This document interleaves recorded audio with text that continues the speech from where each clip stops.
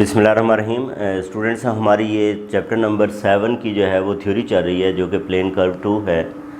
और इसमें अब हम पॉइंट ऑफ इन्फ्लेक्शन की बात जो है वो करेंगे। इससे पहले जो है वो हम इंक्रीजिंग डिक्रीजिंग फंक्शंस और उसके हवाले से जो है वो बात कर चुके हैं। फिर फर्स्ट डेरिवेटिव टेस्ट की हमने जो है वो बात की, मैक्सिमा मिनिमा की जो है वो बात की, ठीक है। और अब हम जो है वो पॉइंट ऑफ इन्फ्लेक्शन की बात करते हैं। इससे पहले हम जो है वो बात कर चुके हैं कनकेविटी की भी, यानी कि कर्व जो है वो कनकेव अप कब होती है और कनकेव डाउन कब होती है। अब हम पॉइंट ऑफ इन्फ्लेक्शन की बात करते हैं। तो पॉइंट ऑफ इन्फ्लेक्शन क्या होता है? फ़र्ज़ करें ये हमारे पास एक पॉइंट है x = c, ठीक है। ये जो पॉइंट है ये कर्व का एक पॉइंट है। कर्व हमारे पास कोई भी फंक्शन हो सकता है, y = f(x). कब हम कहेंगे कि ये जो है वो पॉइंट, ये पॉइंट ऑफ इन्फ्लेक्शन है? अगर f is concave up on one side of c, यानी कि c के एक तरफ जो है वो फंक्शन f जो है वो क्या हो, वो कनकेव अप हो, और उसके जो दूसरी तरफ है वो c के वो कनकेव डाउन हो, यानी कि उस पॉइंट के एक तरफ कनकेव अप हो और दूसरी तरफ जो है वो क्या हो, कनकेव डाउन हो। जैसे फ़र्ज़ कर लें हमारे पास ये कोई फंक्शन है।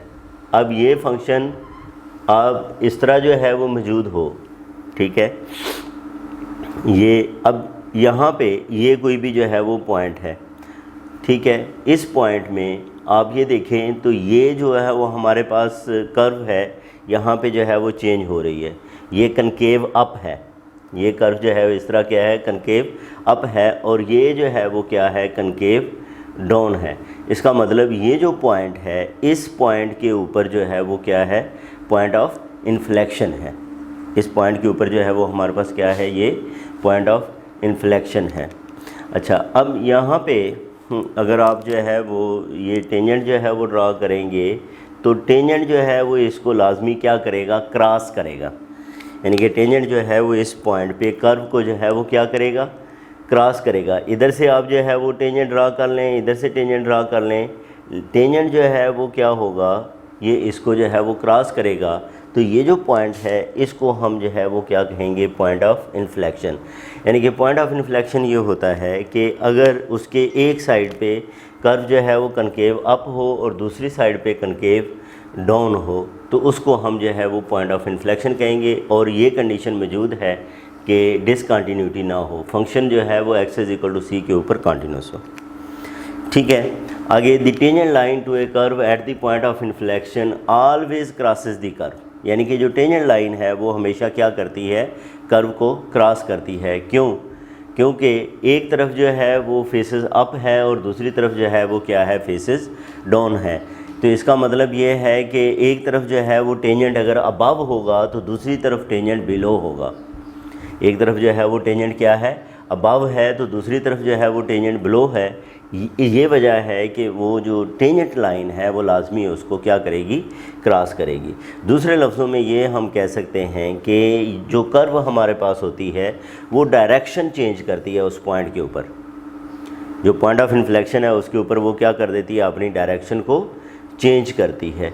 अगर हमारे पास ये सेकंड डेरिवेटिव कॉन्टीन्यूस हो, ठीक है, in the interval including p, तो हम ये कह सकते हैं कि वहाँ पे सेकंड डेरिवेटिव क्या है, >= 0 है, ठीक है। और नेगेटिव हो तो हम कहेंगे कि वहाँ पे जो सेकंड यानी कि दूसरी तरफ जो है वो हम कह सकते हैं कि f" is negative on the other side of p। एक साइड पे पॉजिटिव है तो दूसरी तरफ जो है वो क्या होगा, नेगेटिव होगा। तो इसका मतलब ये है कि उस पॉइंट पे फिर लाजमी ज़ीरो होगा, ठीक है। उस पॉइंट के ऊपर, पॉइंट ऑफ इन्फ्लेक्शन के ऊपर जो है वो सेकंड डेरिवेटिव क्या होता है, ज़ीरो। और यहाँ से ये हमें एक इम्पॉर्टेंट पॉइंट भी मिल गया कि जब हमें क्वेश्चन के अंदर कहा जाएगा कि find the point of inflections, तो पॉसिबल पॉइंट ऑफ इन्फ्लेक्शंस के लिए हम जो है वो सेकंड डेरिवेटिव को किसके इक्वल पुट करेंगे, 0 के इक्वल पुट करेंगे। क्योंकि ये नेसेसरी कंडीशन है कि वहाँ पे जो डेरिवेटिव होता है वो किसके इक्वल होता है, वो 0 के इक्वल होता है। Second derivative. अब स्टूडेंट्स ये हमारे तो ये था स्टूडेंट्स हमारे स्टेटमेंट ये है point of if y is equal to f of x has a point of inflection, यानी कि हम ये फ़र्ज़ कर लेते हैं कि x इज़ इक्वल टू सी के ऊपर इसका पॉइंट ऑफ इन्फ्लेक्शन है। तो इसका मतलब क्या होगा कि c के एक तरफ जो है वो कर्व फेसेस अप है, दूसरी तरफ फेसेस डाउन है। एक तरफ जो उसका सेकंड डेरिवेटिव पॉजिटिव है, दूसरी तरफ जो है वो सेकंड डेरिवेटिव क्या है, नेगेटिव है। If F double prime is continuous in the interval which includes T, यानी कि जो भी इंटरवल है, ठीक है, उसके अंदर अगर ये सी मौजूद है एज एन इंटीरियर पॉइंट, तो इस सी के ऊपर जो है वो लाजमी डेरिवेटिव किसके इक्वल होगा, ज़ीरो के इक्वल होगा। यानी कि अगर वो पॉइंट ऑफ इन्फ्लेक्शन है तो वहाँ पे डेरिवेटिव लाजमी ज़ीरो होगा। अब इसका कन्वर्स जो है वो ट्रू नहीं है। लाजमी नहीं है कि सेकंड डेरिवेटिव जो है उस पॉइंट के ऊपर ज़ीरो हो तो हम कहें कि वो पॉइंट ऑफ इन्फ्लेक्शन ही है, ठीक है। It does not always happen that x is equal to c is a point of inflection when f double prime c is equal to zero, ऐसा नहीं है। अब जो है वो बहुत सारी चीज़ें जो है वो प्रूव करने के लिए हमें काउंटर एग्जांपल भी एक दे दें तो वो भी इनफ होती है। इस बात के लिए हम इस एग्जांपल को जो है वो कंसिडर करेंगे और इस एग्जांपल से ये जो है वो कन्वर्स जो है वो क्या हो जाएगा, प्रूव हो जाएगा। जैसे हम एग्जांपल दें कि हर पीला पेन पियानो नहीं होता।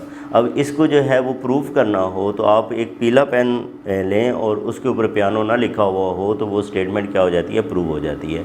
बिल्कुल इसी तर्ज के ऊपर हमारे पास ये अगर फंक्शन है, इसको हम ये देखते हैं कि एफ ऑफ एक्स जो है वो किसके इक्वल है, f of x is equal to x raise to power 4 है। एफ प्राइम एक्स जो है वो किसके इक्वल आएगा, ये 4x क्यूब आएगा। एफ डबल प्राइम एक्स जो है ये किसके इक्वल आएगा, ये 12x स्केयर आएगा। अब आप ये देखो तो एफ डबल प्राइम ज़ीरो जो है वो किसके इक्वल है, 12 into zero square is equal to zero. इसका मतलब ज़ीरो के ऊपर जो वैल्यू है वो ज़ीरो है और ज़ीरो के ऊपर पॉइंट जो है वो y के अंदर वैल्यू पुट करें, y x raise to power 4 है, इसकी जगह पे मैं ज़ीरो पुट करूं तो ये भी ज़ीरो। इसका मतलब ये जो हमारे पास पॉइंट आ गया 0 0, ठीक है। अब हमने ये चेक करना है कि सेकंड डेरिवेटिव तो ज़ीरो है लेकिन क्या ये 0 0 पॉइंट ऑफ इन्फ्लेक्शन है या नहीं। इसका मतलब ये है कि x लेस दैन ज़ीरो के लिए और x ग्रेटर दैन ज़ीरो के लिए साइन जो है वो क्या होने चाहिए, चेंज होने चाहिए। अच्छा, अब यहाँ पे देखें कि हमारे पास जो स्टूडेंट्स कर्व है वो क्या है, f डबल प्राइम x किसके इक्वल है, that is equal to 12x square. अगर मैं x लेस दैन ज़ीरो की बात करूं, for x less than zero f double prime x जो है वो क्या होगा, वो पॉजिटिव होगा। क्यों पॉजिटिव होगा, क्योंकि इसके अंदर नेगेटिव वैल्यू भी पुट करेंगे तो उसका स्केल लेंगे तो क्या बन जाएगा, पॉजिटिव बन जाएगा। इसी तरह जो है वो for x greater than zero की बात करेंगे तो f डबल प्राइम x फिर पॉजिटिव आएगा। तो इसने सेकंड डेरिवेटिव ने साइन चेंज नहीं किए, which shows that 0 0 is not a point of inflection, which shows that 0 0 is not a point of inflection, ये पॉइंट ऑफ इन्फ्लेक्शन नहीं है। तो इसका मतलब ये जो बात थी कि हमारे पास अगर सेकंड डेरिवेटिव ज़ीरो हो तो लाजमी नहीं है वो पॉइंट ऑफ इन्फ्लेक्शन हो। पॉइंट ऑफ इन्फ्लेक्शन हो भी सकता है, नहीं भी हो सकता, लेकिन अगर पॉइंट ऑफ इन्फ्लेक्शन हो तो ये लाजमी है कि वहाँ पे सेकंड डेरिवेटिव उस वैल्यू के ऊपर लाजमी ज़ीरो होगा।